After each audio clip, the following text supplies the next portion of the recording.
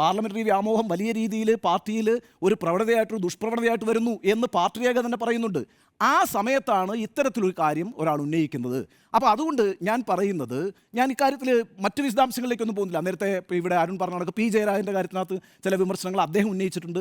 സുകന്യയാണെങ്കിലും അതേപോലെ തന്നെ അവരൊക്കെ മറച്ചുവെച്ച് പരോക്ഷമായി ചില വിമർശനങ്ങൾ പറഞ്ഞിട്ടുണ്ട്. മേഴ്സിക്കുട്ടിയമ്മ പാർട്ടിക്ക് അകത്ത് പറഞ്ഞിട്ടുണ്ട്. പറയട്ടെ, പക്ഷേ പ്രശ്നം എന്താണെന്ന് വെച്ചാൽ ഈ വിമർശനങ്ങൾക്കൊക്കെ അപ്പുറം ഇന്ന് പത്മകുമാർ ഉന്നയിച്ചിരിക്കുന്നത് ഒരു സംഘടനാ വിഷയമാണ് എന്നുള്ളതുകൊണ്ട് ആ വിഷയത്തെ ഞാൻ ഗൗരവത്തോടുകൂടി കാണുന്നു. അത് പാർട്ടിയും ഗൗരവത്തോടുകൂടി തന്നെ കാണുമെന്നാണ് ഞാൻ വിചാരിക്കുന്നത്. കാരണം പാർട്ടി എന്ന് പറഞ്ഞാൽ അടിസ്ഥാനപരമായി, കമ്മ്യൂണിസ്റ്റ് പാർട്ടി എന്ന് പറഞ്ഞാൽ അടിസ്ഥാനപരമായി പാർലമെൻ്ററി പാർട്ടിയല്ല, അത് അടിസ്ഥാനപരമായി സംഘടനയാണ്. അതൊരു വർഗ ബഹുജന സംഘടനയാണ്. അത് തൊഴിലാളി വർഗ പാർട്ടിയാണ്.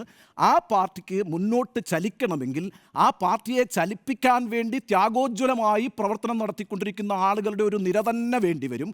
അങ്ങനെയാണ് പാർട്ടി കേരളത്തിൽ ശക്തിപ്പെട്ടിട്ടുള്ളത്.